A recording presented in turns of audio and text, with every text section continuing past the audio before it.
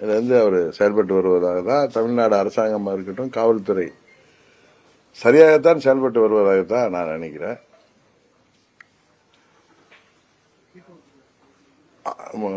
முதலமைச்சருக்கு ஒன்றும் யாரையும் கைது செய்து விட வேண்டும் என்கிற நோக்கம் இருப்பதாக டே ஒன்ல இருந்து தெரியுது. அன்னைக்குமே நீங்க ஊடகத்தை சேர்ந்த நண்பர்கள்லாம் கேட்டப்போ கூட நாங்க அந்த ஆணையத்தோடைய அறிக்கை வந்த பிறகுதான் நாங்க மற்ற இதெல்லாம் முடிவெடுப்போம்னு சொல்லியிருக்காங்க. 41 உயிர்கள் அநியாயமாக உயிர் துறந்திருக்கிற நேரத்தில் எஃப்ஐஆர் போட வேண்டிய அவசியம் இருக்கு. அதுல கைதுகள் செய்ய வேண்டிய அவசியமும் அரசாங்கத்துக்கு இருக்கு. இது ஏதோ நான் அரசாங்கத்துக்கு ஆதரவா பேசுறேன்னு இல்ல, நடக்கிறதா நான் உங்களுக்கு தெரியும். நியூட்ரலா நம்ம பாக்குறப்ப, ஒரு குடிமகனா பாக்குறப்ப எல்லாம் சரியாதான் நடக்குது. இதுல தாவேகா ஒன்னும் திட்டமிட்டு இது செய்யல. இது ஒரு விபத்து தான். அவர்கள் கூட்டம் ஏற்பாடு பண்ணியிருக்கிறார்கள். ஆர்வத்தில் அந்த நிர்வாகிகள் அவர்கள் தலைவர் வரும் பொழுது நிறைய கூட்டத்தை காட்ட வேண்டும் என்றெல்லாம் அவர்கள் ஏற்பாடு செய்திருக்கிறார்கள். இருந்தாலும் அனுபவம் குறைவுனால அவங்களுக்கு அவ்வளவு தொண்டர்கள் வந்திருக்கின்ற இடத்துல அவர்களுக்கு உரிய அடிப்படை வசதிகளை, இப்ப நம்ம எல்லாம் கூட்டம் போட்டோம்னா, ஆர்ப்பாட்டம் அறிவிச்சா, வெயில் நேரமாக இருந்தா கூட அவர்களுக்கெல்லாம் குடிக்க தண்ணீர், பிஸ்கட் எல்லாம் கொடுப்போம். எல்லா கட்சிகளும் செய்வாங்க. அவர்களுக்கு தெரியாமல் இருந்திருக்கலாம். அது கூட அவங்க வேணுக்குன்னு செய்யலன்னு நம்ம சொல்லல. அதற்கு திரு விஜய் அவர்கள் அதுல அந்த விபத்தை பார்த்தது மிகவும் மனது உடைந்து போயிருப்பார். இது எல்லோருக்கும் உள்ளதுதான். அது அவங்க முதல்வர் அவர்கள் சொன்னது போல எந்த தலைவருமே அவங்க கட்சி தொண்டர்களோ நிர்வாகிகளோ இறப்பதை யாருமே ஏற்றுக்கொள்ள மாட்டார்கள், விரும்ப மாட்டார்கள் என்று அவர் யதார்த்தமாகவும் சொல்லியிருக்கார். ஆனா நான் நினைக்கிறேன் திரு விஜய் அவர்கள் இதுக்கு தார்மீக பொறுப்பேற்றிருந்தார். நேற்று நீதிமன்றம் கூட அவர் மீது அவ்வளவு கண்டனங்கள் தெரிவிச்சிருக்காரு. தார்மீக பொறுப்பேற்றிருந்தா ஒருவேளை அது பழி நம்ம மீது வந்து விடுமோன்னு அவருடைய ஆலோசகர்களோ இல்ல வழக்கறிஞர்களோ சொன்னதுனால அவர் அப்படி பேசியிருப்பாரோ அப்படி என்று நான் நினைக்கிறேன். இது யாரையும் நான் சப்போர்ட் பண்ணி சொல்லல. அதுல தார்மீக பொறுப்பு தாவேகாவுக்கு தான் இருக்கு. அவர்கள் ஒன்னும் திட்டமிட்டு எந்த முயற்சியும் செய்யவில்லை என்றாலும் தார்மீக பொறுப்பை தாவேகா ஏற்றிருந்தால், அதன் தலைவர் ஏற்றிருந்தால், இவ்வளவு தூரம் நீதிமன்றத்தில் போய் உயர்மன்ற நீதி அரசர் கூட இவ்வளவு வருத்தம் தெரிவித்திருக்கின்ற அளவுக்கு, கண்டனம் தெரிவித்திருக்கிற அளவுக்கு சென்றிருக்காது. இதனால நடந்தது எல்லாம் நடந்துட்டு. இதுல என்ன ஒண்ணுன்னா, நிறைய தலைவர்கள் இதுல நண்பர் சீமான்லாம் எதுலையுமே உணர்ச்சி வசப்பட்டு பேசக்கூடியவர் கூட அதுல எல்லாம் ரொம்ப சரியாக பேசினார். முதல் நாள்ல இருந்து இன்று வரை அவர் அவருடைய கருத்துக்கள் சரியாகத்தான் இருக்கு. ஆனா வழக்கம் போல அண்ணன் பழனிசாமி அந்த பதவி வெறியில 4 ஆண்டு முதலமைச்சராக இருந்து மக்கள் வரி பணத்தை எல்லாம் ருசித்தவர்கள் அந்த ருசி கண்ட பூனை மாதிரி எப்படியாவது பதவிக்கு வந்து விட வேண்டும், அதிகாரத்தை கைப்பற்றிவிட வேண்டும். பதவி ஆசையெல்லாம் தாண்டி பதவி வெறியில அவர் பேசுவதும், அவர் என்னமோ ஆட்சியாளர்கள் தான் இதற்கு காரணம், ஆளுங்கட்சி தான் காரணம், இதுல சதி இருப்பது போல அவர் எடுத்துக்கொண்டு ஆடு நினைவுன்னு ஓனாய் அழுகிறது போல தாவேகாவிற்காக அவர் வக்கீலை போல வாதப்பட்டு இருக்காரு. நம்ம ஊர்லாம் சொல்லுவாங்க, வீடு பத்திக்கிட்டு எறிகிறப்ப சுருட்டுக்கு நெருப்பு கேட்ட மாதிரி அவர் கூட்டணி கணக்கை எல்லாம் அந்த நேரத்தில் இன்னும் அவங்க போன சனிக்கிழமை நேரம் அந்த 41 பேரும் நம்மை போல் நன்றாக உயிரோடு இருந்திருக்கக்கூடியவர்கள் இன்றைக்கு உயிரோடு இல்லை. அதையெல்லாம் கூட அவர் பொருட்படுத்தாமல் அவர் வழக்கம் போல அவருடைய நடவடிக்கை அநாகரிகமாக இருக்கிறது. கூட்டணி கணக்குகளை பேசி, இது கூட்டணி பேசுகிற நேரமா? திரு விஜய் அவர்கள் கூட்டணி பற்றி பேசக்கூடிய மனநிலையில் இருப்பாரா? நான் கூட ஊடகங்கள் எல்லாம் பாக்குற சில செய்தி எல்லாம் கூட்டணி சம்பந்தமா பேசுறாங்கன்னு. நிச்சயம் யாருமே இந்த நேரத்தில் இத்தனை பேர் பலியாகி இருக்கிறார்கள், இன்னும் அவர்கள் கட்சி நிர்வாகிகள் எல்லாம் கைது செய்யப்பட்டிருக்கிறார்கள், நீதிமன்றம் கண்டனம் தெரிவித்திருக்கிறது. இந்த நேரத்தில் அவர் கூட்டணி பற்றி பேசுவதெல்லாம் எந்த ஒரு மனிதருக்குமே இருக்காது, எந்த ஒரு தலைவருக்கும் இருக்காது. ஆனா பழனிசாமி அவர்கள் ஒரு ஊரா போய் கூறதை பார்த்தா அவரை கூட்டணி வர வேண்டும் என்று நினைப்பது தவறில்லை. எப்படியாவது ஆட்சிக்கு வரணும்னு பழனிசாமி தலைகீழ நின்னாலும் இந்த முறை அவரை வீழ்த்தாமல் அம்மா மக்கள் முன்னேற்ற கழகம் ஓயாது. தமிழ்நாடு முழுவதும் எங்கள் தொண்டர்கள் அவருடைய அந்த ஓனாய் வேஷத்தை பார்த்து கொண்டுதான் இருக்காங்க. ஏன்னா துரோகத்திற்கே பெயர் பெற்றவர். இன்றைக்கு அவர் தூத்துக்குடி ஸ்டெர்லைட் ஆலை வேகத்துல 13 பேரை துப்பாக்கியால குருவியை சுடுறது போல சுட்டு மரணமடைந்த சமயத்துல இவர் அங்கு செல்லவில்லை. ரொம்ப நாள் கழிச்சு பயந்து கொண்டு காவல்துறை கையில இருந்தாலும் பயந்து போனாரு. அன்றைக்கு சேலத்தில் இருந்தவர் நான் தொலைக்காட்சியில பார்த்து தெரிந்து கொண்டேங்கிறார். ஆனா இந்த விஷயத்துல முதலமைச்சர் பார்த்த உடனே சென்று விட்டார். இன்றைக்கு கூட நான் அதை அரசியலாக பேச விரும்பவில்லை. ஆனால் சில கட்சி தலைவர்கள் இந்த விஷயத்திலே அரசியலாக்குவதும் அந்த குடும்பங்கள்லாம் தொலைக்காட்சியிலேயோ இந்த செய்திகளை பத்திரிகைகளை படித்தா எவ்வளவு வருத்தப்படுவார்கள். நமது வீட்டில் சாவிட இளவு இருந்திருக்கு, இவங்க நம்மளை வைத்து அரசியல் செய்கிறார்களே என்று எண்ணுகிற அளவுக்கு மிகவும் மோசமான நிலையில சில தலைவர்கள் பேசுவதும் இதுல என்ன சதி இருந்துட முடியும்? இது ஒரு விபத்து. இதுல திட்டமிட்ட சதியோ ஏதோ இருக்காது. அது ஒரு கூட்டுறாங்க, நெரிசல் அதிகமாகுது. அந்த நெரிசல்ல நிறைய பேருக்கு தண்ணீர் இல்லாததுனால அவர் மூர்ச்சை ஆகிறார்கள். அதுல மிதிப்படுறாங்க. இதான் நடக்குது, பாக்குறோம் நம்ம. இதை கடந்த ஒரு வாரமாக இதை வைத்துக் கொண்டு எவ்வளவோ அரசியல் செய்து கொண்டிருக்கிறார்கள். அதையெல்லாம் தமிழ்நாட்டு மக்கள் பார்த்து கொண்டுதான் இருக்கிறார்கள். இதற்கெல்லாம் உச்சத்தில் போய் பழனிசாமி கூட்டணிக்காக போய் ஒரு ஊரா போய் அவர் எதிர்கட்சி தலைவர் என்கிற முறையில ஆளுங்கட்சியை சாட்டுறது வேற. ஆனா அவர் என்னமோ அது ஆளுங்கட்சி தான் காரணம் என்று சொல்கின்ற அளவுக்கு அவர் செல்வது உண்மையிலேயே ஒரு தரம் தாழ்ந்த அரசியலாகத்தான் தெரிகிறது. மத்திய குழு அமைச்சிருக்காங்க. அதாவது மணிப்பூர் கலவரத்துக்கெல்லாம் ஒரு குழு அனுப்பாம இந்த 41 பேர் இறந்தவன உடனடியா நிர்மலா சீதாராமன் இந்த நடிகை ஹேமமாலினி எல்லாம் வந்து ஒரு குழு அனுப்பி இல்ல நிதி அமைச்சரும் அவரு மாண்புமிகு நிதி அமைச்சர் அவர்களும் மாண்புமிகு தமிழ்நாட்டை சேர்ந்த மத்திய இணையமைச்சர் முருகன் அவர்களும் வந்தது பிரதமர் அனுப்பிதான் வந்தாங்க. அவர்கள் விட்டு ஒன்றும் அவர்கள் அதுல எனக்கு தெரிந்தவரை அவர்கள் ஒன்றும் எந்த ஒரு மற்றவர்கள் போல் இல்லாமல் அவர்கள் சரியாகத்தான் பேசிவிட்டு சென்றார்கள். பாரதிய ஜனதா கட்சி சார்பாக ஒரு குழு வந்ததுதான் உண்மையிலேயே பழனிசாமிக்கு இணையாக பாஜகவும் அரசியல் செய்வது உண்மையிலேயே வருத்தம் அளிக்கிறது. தூத்துக்குடி சம்பவத்தப்ப இந்த மாதிரி எந்த குழுவும் அல்ல. கரெக்டா? தூத்துக்குடி சம்பவத்தப்ப எந்த குழுவுமே வரல. அங்க 13 பேர் உயிர்களை ஸ்டெர்லைட் ஆலை வேண்டாம் என்று அவர்கள் போராடியது போது எவ்வளவு பெரிய கலவரங்கள் ஏற்படுத்தி அங்க அவங்க 13 பேர் உயிர்களை காக்கை குருவி சுட்டு போட்டப்ப ஒன்னும் இந்த குழுவெல்லாம் இல்ல. ஆனா அந்த குழுவில் வந்தவர்கள் பேசியது பழனிசாமிக்கு இடையாக இருந்தது. இதெல்லாம் மக்கள் பார்த்து கொண்டுதான் இருக்காங்க. அதில் வந்தவர்களே கும்பமேளா மரணங்கள் போது என்ன கருத்து சொன்னார்கள் என்பது எல்லோருக்கும் தெரியும், எல்லா மக்களுக்கு தெரியும். இப்ப ஒன்னும் ஊடகங்கள் பத்திரிகைகள் மூலம் எல்லா செய்திகளும் உலகத்துல எங்க எது நடந்தாலும் உடனே பட்டி தொட்டி எல்லாம் சென்றடையுது. அதனால தயவு செய்து இந்த கொடிய துயரத்தை மரணத்தை அரசியலாக்காமல் இது போன்ற கொடுமையான சம்பவங்கள் ஓர் உயிர் கூட நமது அரசியல் கட்சிகள் சார்பாக கூட்டங்களோ மாநாடுகளோ ஊர்வலங்களோ கண்டன ஆர்ப்பாட்டங்களோ நடைபெறும் போது ஏற்படாமல் கட்சிகளும் சரி காவல்துறையும் இதை வருங்காலத்தில் கையாள வேண்டும். அதுக்கு இது ஒரு பாடமாக இருக்க வேண்டும். இதை எடுத்துக்கொண்டு செய்ய வேண்டும் என்பதுதான் அம்மா மக்கள் முன்னேற்ற கழகத்தின் வேண்டுகோள். கூட்டத்துக்கு வந்தீங்கன்னா வேலை வருவீங்க, அங்க இறங்கி அங்க பேசுவீங்க. இவர் அந்த விமான நிலையத்திலேருந்து அப்படியே ரோட்ஸ்ல நடத்தி அது முன்னாடி ஒரு 500 பேர் 1000 பேர்த்து அப்படியே ஆட விட்டு வெயில்ல இவர் ஏசியில வண்டியில உட்காந்துட்டு அப்படியே சொகுசா வர்றாரு. அது எந்த ஒரு நியாயம்? இல்ல எல்லார் வேன்கள்லயும் ஏசி தான் இருக்கு. இல்ல உண்மையை சொல்லல. இப்ப நான் போற வேன்ல ஏசி தான் இருக்கு.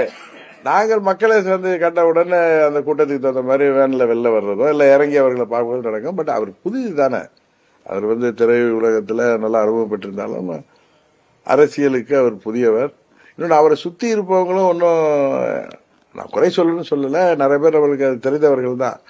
யாருக்குமே அரசியல் ரீதியான அனுபவம் இல்லாத காரணத்தினால் நடந்த ஒரு பிழைதானே தவிர இது அவங்களுக்கும் ஒரு அதை தெரிந்து செய்தார்கள் என்று சொல்வதற்கு இல்லை. ஆனால் திரு விஜய் அவர்கள் அன்றைக்கு அவருடைய வீடியோ வந்தப்ப அது உண்மையாவே நமக்கு எல்லாம் பாக்குறப்ப கொஞ்சம் வருத்தமா இருந்துச்சு. ஏன்னா அது தார்மீக பொறுப்பேற்றுக்கணும் தாவேக. அதை விட்டு விட்டு அவர்கள் இதுல சதி இருப்பது போல பேசுவது, யாரோ அவரை தவறாக அவரது சட்ட வல்லுநர்களோ இல்ல அவரை சேர்ந்தவர்களோ அறிவுஜீவிகள்லாம் இருப்பாங்கல்ல, இதுல நிறைய பேர், அவர்கள் நீங்க இதுல தார்மீக பொறுப்பேற்றால் இது நீங்கள் பழியை ஏற்றுக்கொண்டது போல ஆகிவிடும், இது வழக்குல பாதிக்கும் சொல்லியிருக்கலாமோன்னு எனக்கு தோணுது. இது என்னுடைய கருத்து தான். அதை பார்த்ததும் அதுதான் நீதிமன்றமே அதனாலதான் இவ்வளவு கண்டனங்களை தெரிவிக்கின்ற அளவுக்கு சென்றிருப்பதாக நான் நினைக்கிறேன்.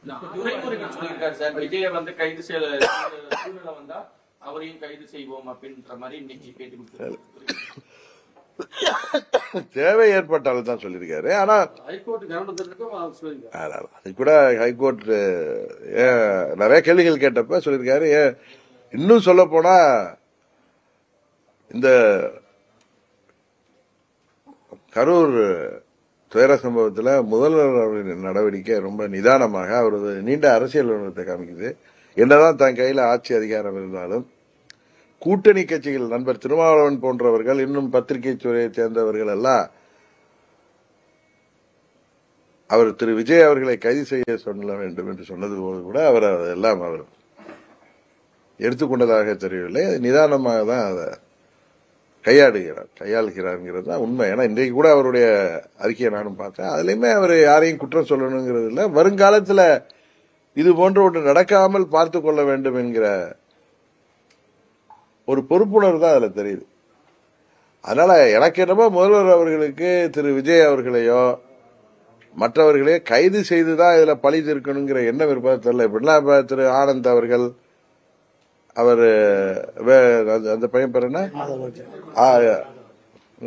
இன்னொருத்தர் அவர் கூட பெயில் நிர்மல் குமார், ஈவன் ஆதவ் அர்ஜுனா அவர் ட்விட்டர் போட்டு அவர் எடுத்தது, இதெல்லாம் அவங்களுடைய பொறுப்பற்ற தன்மையை தான் காமிக்குது. திரு ஆதவ் அர்ஜுனா இருக்கட்டும், அவங்க கோர்ட்ல அவங்க வழக்கறிஞர்கள் வாதாடி விட்டு வெளியில் பேசியது எல்லாமே உண்மையிலேயே அதை பாக்குறப்ப நிச்சயம் எப்படி உயர் நீதிமன்றம் எல்லாம் ஏத்துக்குன்னு தெரியல. ஏன்னா கொடிய மரணங்கள் நடந்திருக்கு. இதுல யாருமே பொறுப்பேற்க முடியாதுன்னா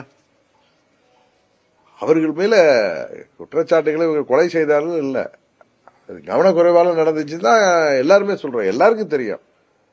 யாரோ ஒரு சிலர்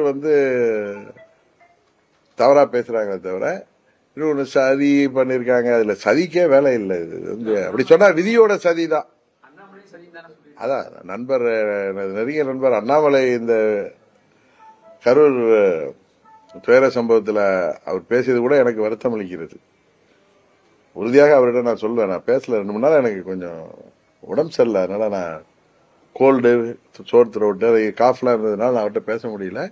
அவரிடமே நான் சொல்லுவேன். ஆனா அவருடைய ஸ்டேச்சருக்கு இவர் இப்படிலாம் பேசுறது எனக்குமே ஒரு நண்பரா வருத்தம் அளிக்கிறது.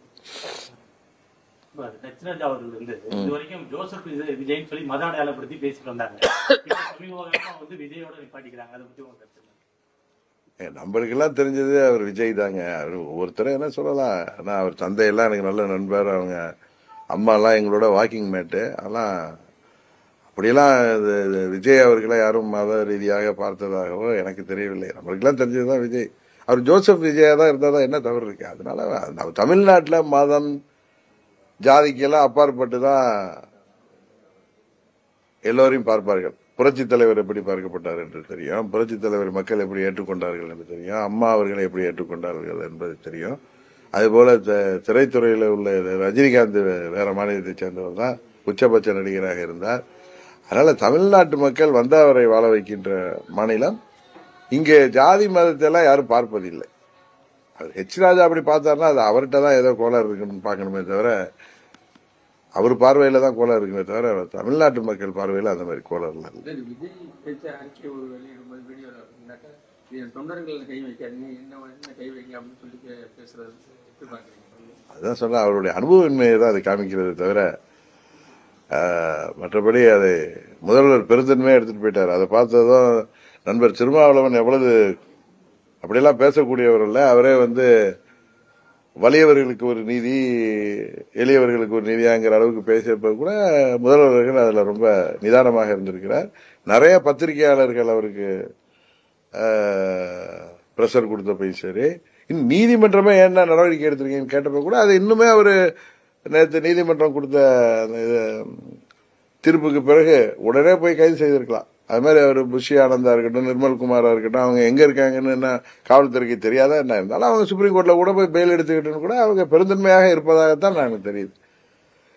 இது ஆட்சிக்கு நான் ஆதரவா பேசல, நமது அரசாங்கம் நாம பிடிக்குதோ இல்லையோ தமிழ்நாட்டின் அரசாங்கம் இதில் சரியாக செயல்படுவதாக தான், இன்னொன்னு காவல்துறை சரியாக செயல்படுவதாகவும், இன்னும் சில பேர் சொல்றாங்க. அண்ணன் பழனிசாமி சொல்லுது அவங்க மூத்த ஐஏஎஸ் அதிகாரி அவங்க திருமதி அமுதா அவர்கள்லாம் இதுல அவங்க எல்லாம் எவ்வளவு ரெப்யூட்டட் ஆபீசர்னு எல்லாருக்கும் தெரியும். அவங்க இதுல வந்து உட்கார்ந்து இப்ப விளக்கம் கொடுக்கறாங்கன்னா அதுல எந்த தவறும் நடக்காதனாலதான் அவங்க வந்து உட்கார்ந்து பேசுறாங்க. அது மாதிரி அவர் அடிஷனல் டிஜிபி டேவிட்சன் அவர்களை பற்றி எல்லாருக்கும் தெரியும். அவர்கள்லாம் எந்த கவர்மெண்ட் இருந்தாலும் அவர்கள் வந்து முக்கியமான பொறுப்புல தான் இருப்பாங்க. எப்படி அவர் பழைய ஹெல்த் செக்ரட்டரி ராதாகிருஷ்ணன் அவர்களோ அது போல அவர்கள் எந்த கவர்மெண்ட் இருந்தாலும் ஆட்சிகள் மாறினாலும் அவர்கள் வந்து சிறந்த நிர்வாகிகள் என்பதால நல்ல ஆபீசர்ஸ்னால எல்லா அரசாங்கத்திலையும் அவர்கள் முக்கிய பதவியில் இருப்பாங்க. அது மாதிரி திருமதி அமுதா ஐஏஎஸ் அவர்கள் ஒரு சிறந்த அதிகாரி, நேர்மையான அதிகாரி. அவர் பிஎம்ஓல கூட இருந்துட்டு வந்தவங்க தான். அவர்கள்லாம் இதுல வந்து ஏதோ காவல்துறை பக்கம் ஏதாவது தவறோ இல்ல அரசாங்க பக்கம் தவறோ இருந்தால் அவங்க வந்து யார் அவர்களை அழுத்தம் கொடுத்தாலும் அவர் வந்து உட்கார்ந்துலாம் அந்த பத்திரிகையாளர் சந்திப்புலாம் நடத்த மாட்டாங்க. அதுல இது தவறுமே நடக்கலங்க, எங்கேயுமே தவறு இல்லை. அது கூட்ட நெரிசல்ல அவரெல்லாம் டீஹைட்ரேஷன் ஆகி மயக்கப்பட்டு குழந்தைகளும் பெண்களும் நண்பர்களும் அங்க வந்து மிதிப்பட்டு இறந்திருக்காங்க. அதான் வயிற்றுச்சலா இருக்கே தவிர இதுக்கு யாரையும் போய் நம்ம குற்றம் சொல்வதனால அது சரியாக இருக்காது. அதனால இதுல வந்து தாவேக்காவையும் நாம் குற்றம் சொல்ல முடியாது. அவங்க தார்மீக பொறுப்பேற்றிருக்கணுங்கிறது தான் எல்லோருடைய எதிர்பார்ப்போம். அதுபோல அரசாங்கம் இதுல சரியாதான் டே 1ல இருந்து செயல்பட்டு வராங்க. இன்னும் சொல்ல போனா முதல்வருக்கு யாரையும் கைது செய்ய வேண்டிங்கிற எண்ணமே இல்லை. ஏன்னா கோர்ட் நாளைக்கு கேட்கிட்டா என்ன பண்றதுக்காக தான் அந்த 2 மாவட்ட செயலாளர்களையும் அவர்கள் கைது செய்திருப்பதாக தான் நினைக்கிறேன். ஏன்னா கைது செய்வதால இதுல வந்து பெரிய தீர்வு வந்துடக்கூடாது. ஏன்னா அவர்களோட இன்டென்ஷனெல்லாம் அந்த மாவட்ட செயலாளர்கள்லாம் பண்ணிருக்க மாட்டாங்க. ஆர்வக்கோளாறு தான் அதெல்லாம் காரணம். இன்னும் வருங்காலத்துல அந்த கட்சியாக இருக்கட்டும் எந்த கட்சியாக இருந்தாலும் சரியான நடைமுறைகளை பயன்படுத்தி இது போன்ற மரணங்கள் யாருக்கும் எந்த கஷ்டம் வராமல் நிகழ்ச்சிகள் நடத்தணும். சார், தாவேக்கா சார்பா இப்ப என்ன சொல்லப்படுது, மற்ற மாவட்டத்துல 4 மாவட்டத்திலயும் இவங்க வந்து கூட்டத்தை இது பண்ணாலும் ஏன் கரூர் மாவட்டத்துல மட்டும் இந்த மாதிரி சம்பவம் நடந்தது அப்படின்ற மாதிரி தாவேக்கா சார்பா இல்ல அதெல்லாம் ஒரு தவறான, அவங்க வந்து பயத்துல பேசுறாங்க, இன்னும் தான் மேல பழி வந்துருமோங்கிற, அதனால அதை வந்து அப்படி தவறா சொல்றாங்க. நல்ல வேலை எல்லா இடத்துலயுமே காயங்கள் ஏற்பட்டிருக்கு, நிறைய இடங்கள்ல மூர்ச்சியாயிருக்காங்க. எல்லா இடத்துலயும் காவல்துறையிலேருந்து லிஸ்டே கொடுத்தாங்க. விழுப்புரம் மாநாட்டில இருந்து மதுரை மாநாடு, மற்ற திருச்சி, அரியலூர், நம்ம திருவாரூர், நாகப்பட்டினத்துல எத்தனை பேர் வந்து இதுல காயப்பட்டாங்கலாம் கொடுத்திருக்காங்க. நல்ல வேலை தெய்வாதீனமா அங்கெல்லாம் நடக்கல, அவ்வளவுதான். அங்க நடந்திருந்தா யாரும் குறை சொல்லிருக்க முடியும். இப்ப இங்க கரூர்ல நடந்ததுனால முன்னாள் அமைச்சர் ஒருவரை குறை சொல்றாங்க. இது அங்க நாமக்கல்ல நடந்திருந்தா யாரும் சொல்லிருக்க முடியும். இதெல்லாம் வந்து அவர்கள், அதான் சொல்றேன், அவர்கள் புதியவர்கள், அரசியலுக்கு புதியவர்கள், இதை துணிச்சலாக எதிர்கொள்ள வேண்டிய நம்ம மடியில கனம் இல்லைங்கிறப்ப அவங்க துணிச்சலா எதிர்கொள்ளலாம். அதை இது போல திசை திருப்புவது போல அவர்கள் பேசியதுதான் நீதிமன்றம் அப்படி கடுமையான கண்டனங்களை தெரிவித்திருக்கிறத தவிர அதை தாண்டி வேற ஒண்ணும் இல்லை. எடப்பாடி பாத்தீங்கன்னாக்கா அந்த அதிகாரிகள் பேட்டி கொடுக்கும்போது எதுக்கு அதிகாரிகள் பேட்டி கொடுக்குறாங்க, அமைச்சர்கள் இருக்கிறாங்க, விமானம் பேட்டி கொடுக்காம இவங்க ஏன் பயப்படுறாங்க அப்படின்னு. அப்படியே இல்லை, அதிகாரிகள் வந்து தான் அதை ஹேண்டில் பண்ணவங்க அவங்க தான். அதனால அவங்க அல்ல செந்தில் பாலாஜி உட்காந்து தான் கிளியரா அன்னைக்கு பேட்டி கொடுத்தது கூட நான் தொலைக்காட்சியில பார்த்தேன். ஏன்னா எங்க கட்சியில இருந்தவர் தான், எனக்கு பழைய நண்பர் தான், இப்ப அவர் திமுக இருக்காரு. அதுக்காக நம்ம வந்து அவரை காழ்ப்புணர்ச்சியோட பார்க்க கூடாது. அவங்க எனக்கு அவர் நல்ல பழக்கம் 2006 இருந்து எனக்கு நல்ல பழக்கம் தான். அவருக்கு இதே மாதிரி ஒரு குரூர புத்தி எல்லாம் இருக்குன்னு தெரியாது. அரசியல் ரீதியாக அவர் வெற்றி பெறணுங்கிறதுக்காக அரசியல் ரீதியான முயற்சிகளை செய்வாரே தவிர இதே மாதிரி போய் அங்க பண்ணி அவங்க ஊர்ல பண்ணி அதனால என்னத்தை லாபம் அடைய போறாரு? அதெல்லாம் ரொம்ப கேட்கறதுக்கே ரொம்ப அண்ணன் பழனிசாமி பேசுவது இப்படி தரம் தாழ்ந்து போயிருக்காரு அப்படிங்கிறது தான் நமக்கெல்லாம் வருத்தத்தை அளிக்கிறது. ஆனா பழனிசாமி அப்படிதான் இருப்பாருங்கிறது நமக்கு எல்லாருக்கும் தெரியும்.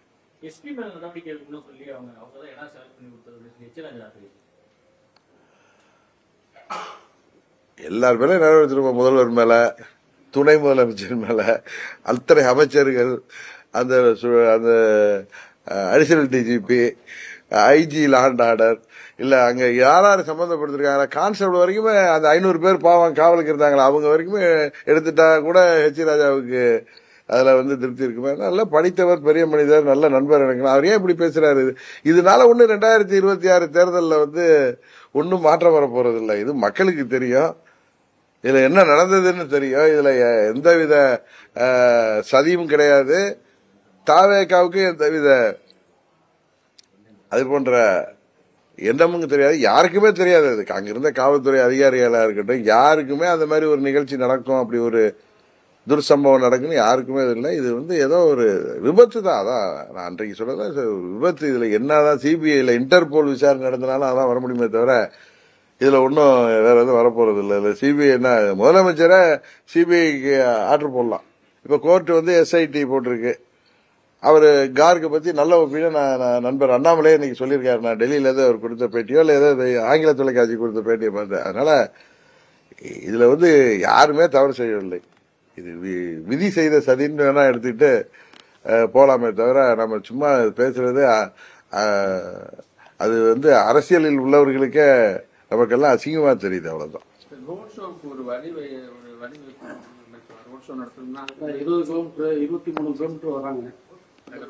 இல்ல இது வரைக்கும் நடந்து முதலமைச்சர் கிளியரா இருக்க. வருங்காலத்துல இது போல இல்லாம நம்ம எல்லா கட்சிகளும் சேர்ந்து இதுக்கு ஒரு சரியான திட்டமிடல் செய்வோம்னு தான் சொல்லியிருக்காரு. அது திரும்ப திரும்ப இதே பேசிட்டு இருக்க வேணாம்னு நினைக்கிறேன்.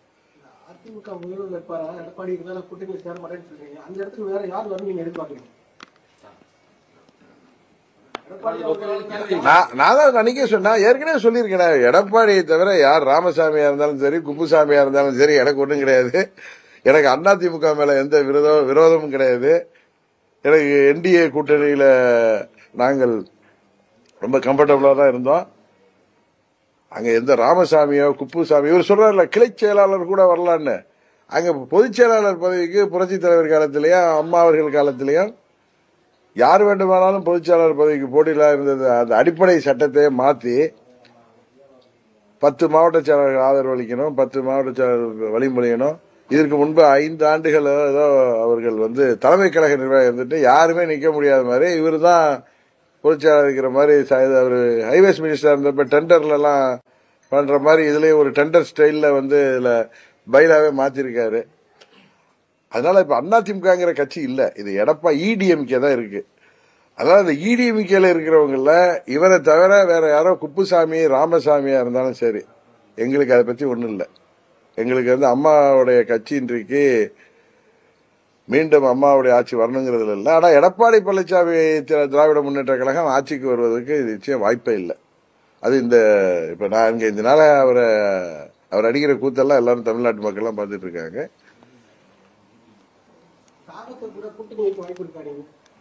நாங்க சார் இந்த நேரத்தில் எந்த கூட்டணி பத்தி டிசம்பர்ல தான் சார் அதை பத்தி முடிவெடுப்போம். நாங்க எங்க கட்சி தேர்தலுக்கு தயார்படுத்துவதற்கான வேலைகள்லாம் இறங்கி